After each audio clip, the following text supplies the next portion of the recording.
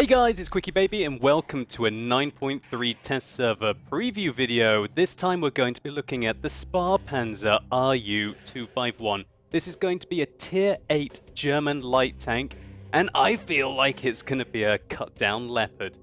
If you want to be an ultra fast, highly mobile light tank with a devastating 90mm, then look no further, this might be the tank for you.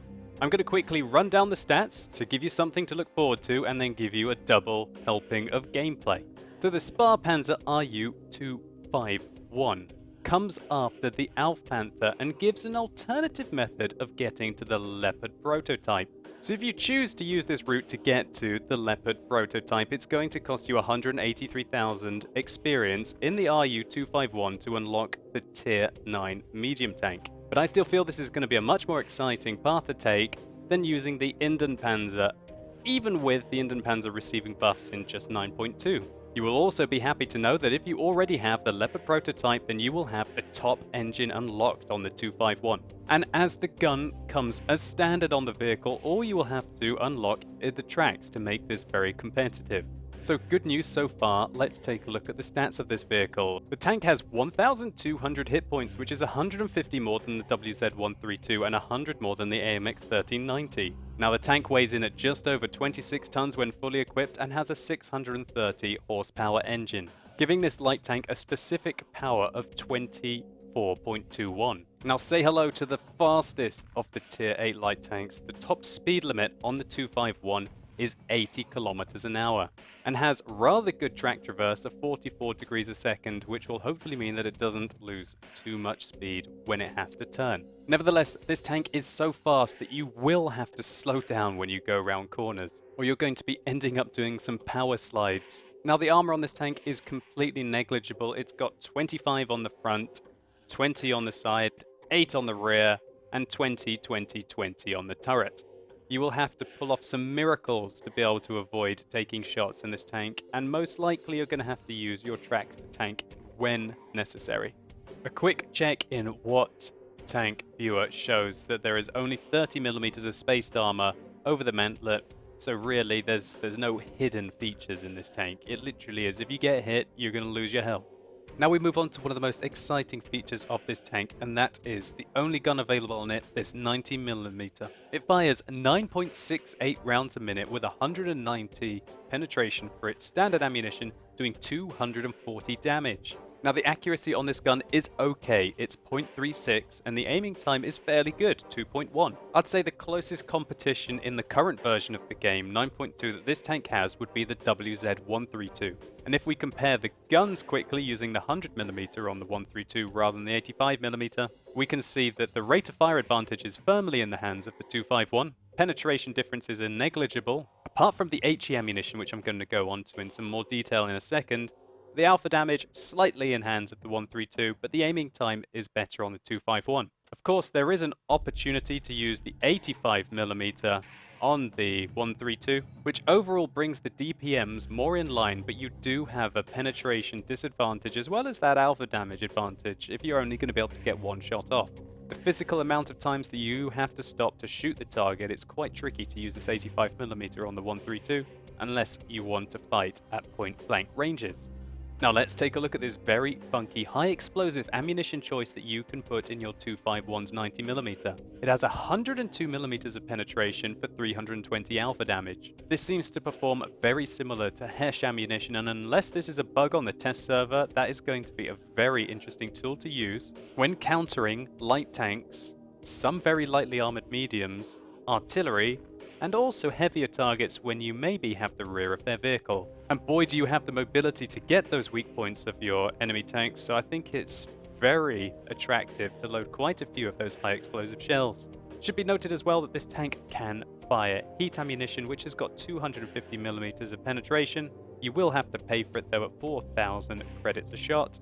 But 250mm of penetration gives you more than enough to go through any tank in the game frontally if you aim at its weak points. These all-round solid stats, apart from the armor, are continued with the turret traverse at 44 degrees a second and an excellent view range of 400 meters. The tank can use vertical stabilizers, but it'll be up to you whether you want to use them or if you want to use optics. There also might be an argument to drop the ventilation out for optics instead and keep the vertical stabilizers on the tank. Either way, that's going to be personal preference whether you want to use this as sort of a damage support light tank or if you want to use it as a pure scout. So without further ado, let's get stuck into some gameplay. So here we go, I'm playing in the 251 on the test server, and we're on Himmelsdorf. And unlucky for the 4 artillery players on the enemy team, they have to play Himmelsdorf, which is a rather tricky map for them to play on. Immediately, you can see how the Ru-251 rockets away right at the beginning of the battle. I decided that I want to go up on the hill. Luckily, one of the other light tanks has managed to get a spot on the artillery, and I can see that one of them is going for the southeast corner, and one of them seems to be going down the heavy alleyway. I'm checking out the gun depression on this tank at the moment, and it is fairly decent, which will give you some flexibility.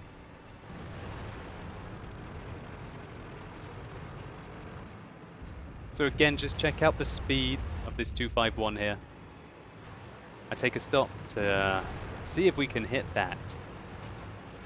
I think that was an Ru-251 down at the bottom.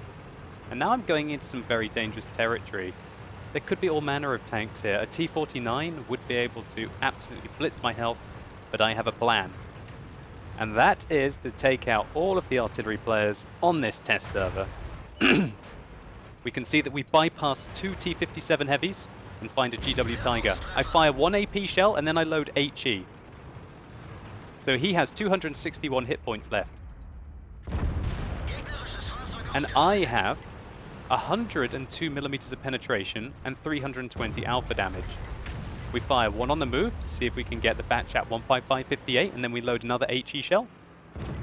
This time we hit him for 320 and I load an AP shell. Take him out and move on to the next artillery and check out the mobility of this tank. We go one way, put 1 in, dodge to the side, and that's all she wrote for this Conqueror gun carrier. We can see that that T-57 Heavy is rushing down to come after us, but he's literally too slow. We managed to take out 3 Tier 10 artillery in our Tier 8 light tank and get away. Now we can see our opposite number at 251 trying to get away from us. And there's the T-57 Heavy. Uh-oh, I'm going into a sticky situation here. We fire 1 on the move, try and dodge him. Then we use the wreck of that artillery to hide from him, put a shot into the 251, get shot once, and take him out just before I get executed by an IS-4, who also came back. So I was alive in this game for less than 3 minutes, but look at the absolute run of terror we went on. Using the ridiculous top speed limit of this tank, we're able to bomb it down the slope, get through a tricky piece of terrain, execute 1 Tier 10 artillery while running away from 2 Tier 10 heavy tanks who decided to come back to deal with me, remove another one from the game, followed by another one that we were able to outmaneuver with our excellent track traverse, track down and finish off a Tier 8 light tank, and completely distract these 2 Tier 10 tanks, who also look like, because they were sitting in the open in a high artillery game, got crippled by our artillery. This game was explosive, high impact, and exceedingly fun, and everything that hopefully I expect to get from this Tier 8 German light tank when 9.3 is released. I'd like to give extra reference to those very unique HE shells that we were firing that allowed us to take out Tier 10 artillery very, very quickly. Usually a light tank will have to shoot a Tier 10 artillery 3 times to be able to kill it, unless it rolls exceptionally high indeed. By using those HE shells in combination with the AP shells, we guaranteed kills on those Tier 10 artillery with only 2 shots. And that's what the 251 needs to do. As it has no armor, it needs to get itself out of harm's way very quickly indeed. Anyway, let's just take a quick look at some more gameplay. So a lot of people are very interested in the gun depression of the 251. So at the front, it's 5 degrees. However, when you aim over the side of the tank, we can see that the gun depression increases from 5 to 8 degrees. So you're definitely going to want to make the most of that in a combat situation. As we could see here, if there was an enemy directly over this ridge, I couldn't shoot them over the front of my tank, but over the side I can get the clean engage on them. So now we're going to watch Chris Wilson play in his RU-251, and Chris is immediately starting out the battle, looking at the IS-7 and going, what? The machine gun has been flattened out? I agree with you, Chris. It doesn't look as iconic as it did in 9.2. There's still time, Wargaming. Put that gun back up, please. So we can see here just how fast this 251 is. Not quite up to its top speed limit of 80 there, but for the most part 60 to 70 along that bumpy terrain, which has allowed Chris to get early spots off on the opponents and give his team some intel as to what is likely to happen up on the north-western flank.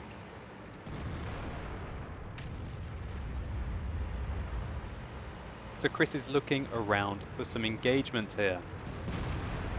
In all of your light tanks you have to be opportunistic, especially considering that is a T-49 on the enemy team. Chris puts a shot through the wall and sets a T-57 Heavy on fire. Penetrates his second shot. Now looks for the T-49. He's got to be afraid of that little tank and hits him through the wall again. What a great shot. So immediately Chris must have done at least 1,000 damage already. 3 penetrating shots and a fire. It's a great start to the game.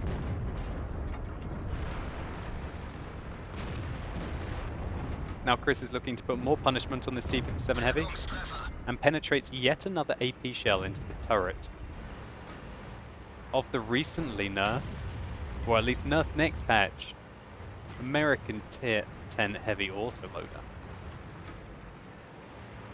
So you guys will be getting an opinion now on the AP shells. They can do some work. 190 millimeters of penetration is a decent amount.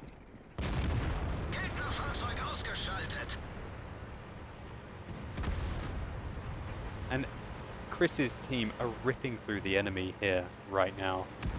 They're obliterating that northern flank.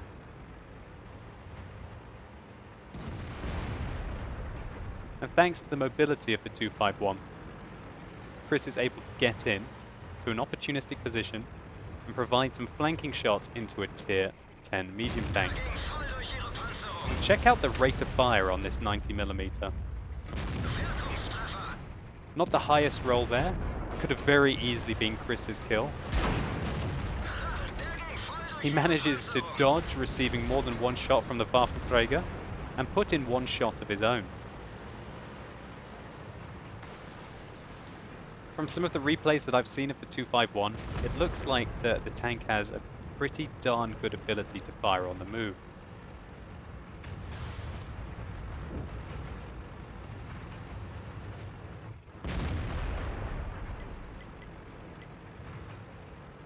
But now Chris is in a sticky situation. There's a platoon of mouse tanks and a T-49. And remember, that T-49 is very likely to be using 152mm. And stay tuned to the channel. I will be providing you a preview of that Tier 8, the top tier American light tank, the T-49, with the same kind of gun that a KV-2 gets. And if you thought it's going to be slow, it's not slow. It has an amazing mobility as well. So against a mouse, Chris will find it very hard indeed to penetrate his AP rounds. So he's firing his heat ammunition with 250mm of penetration. And that's enough to go through the side of a mouse.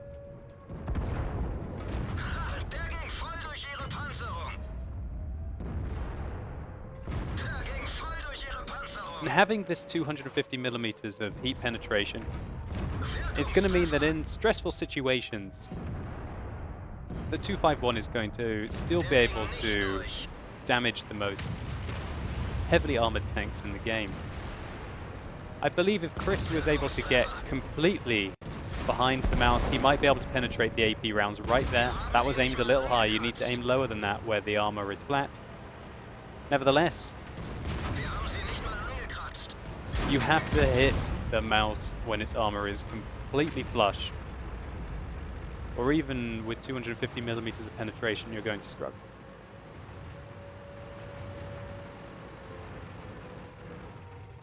So if this gameplay is making you want to pick up this tank, then I don't blame you. I love the mobility of it and the fact that it has got a punchy gun when it gets into a situation.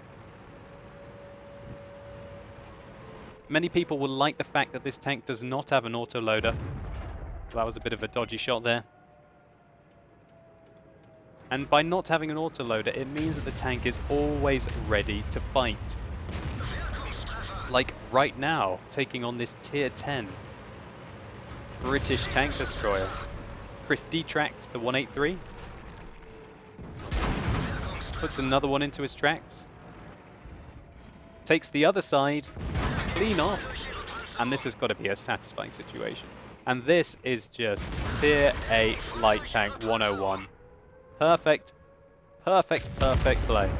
Well done. Made that Tier 10 tank destroyer look completely useless. And considering the mobility of this tank, the top speed limit, you're going to be able to do that probably to a lot of heavy tanks. And even medium tanks. If you manage to track a medium tank like that, you're probably still going to be able to do it to him. Now the alpha damage on this gun, 240, is enough to take tracks off.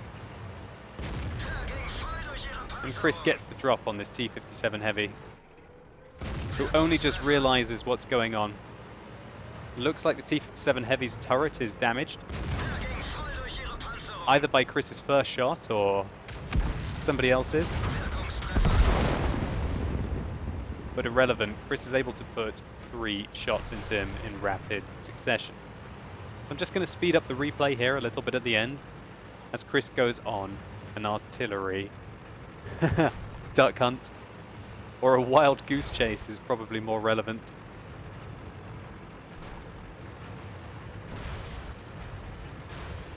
As he comes up to finding them sitting in their base. Now, take note of the AP rounds here. 237. The artillery has enough health to take the second shot, which did 254. But Chris manages to pick up the third and secure the kill on the Tier 10 artillery at the end of the game. Now, there's hardly any doubt that if Chris had elected to use that 90mm high explosive round, that he would have been able to kill the artillery in 2 shots. But that's nitpicking at the end of the game. It doesn't really matter. I'm just trying to hit it home just how special this HE ammunition is on this tank. And it provides it a lot of opportunity and flexibility to have just ridiculous DPM against lightly armored targets.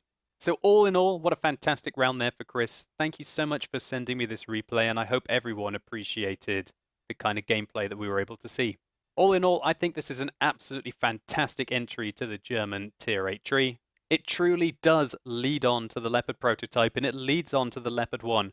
And you will develop skills in this tank that then you can put to use with those 2 medium tanks at Tier 9 and Tier 10. With the luxury, however, of having that 105mm capable of doing 390 alpha damage, rather than this 90mm rapid-fire pop gun. I can't wait to pick up one of these tanks when 9.3 comes out. I like the fact that it's not an autoloader like many of the Tier 8 light tanks.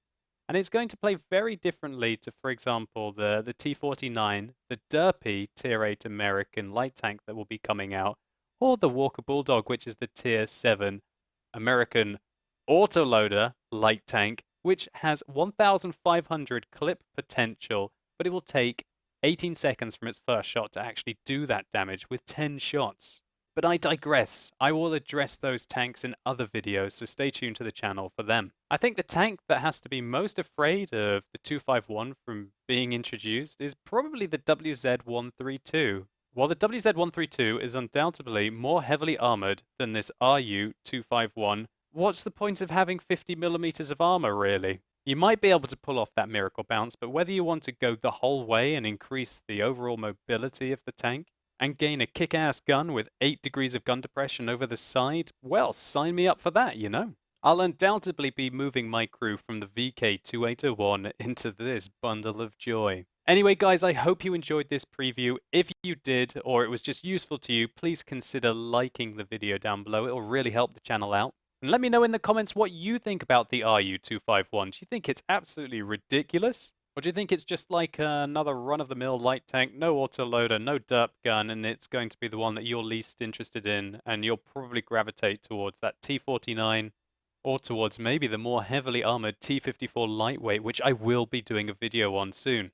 Anyway, as always, thank you so much for watching. You've been epic, and hopefully I'll see you soon.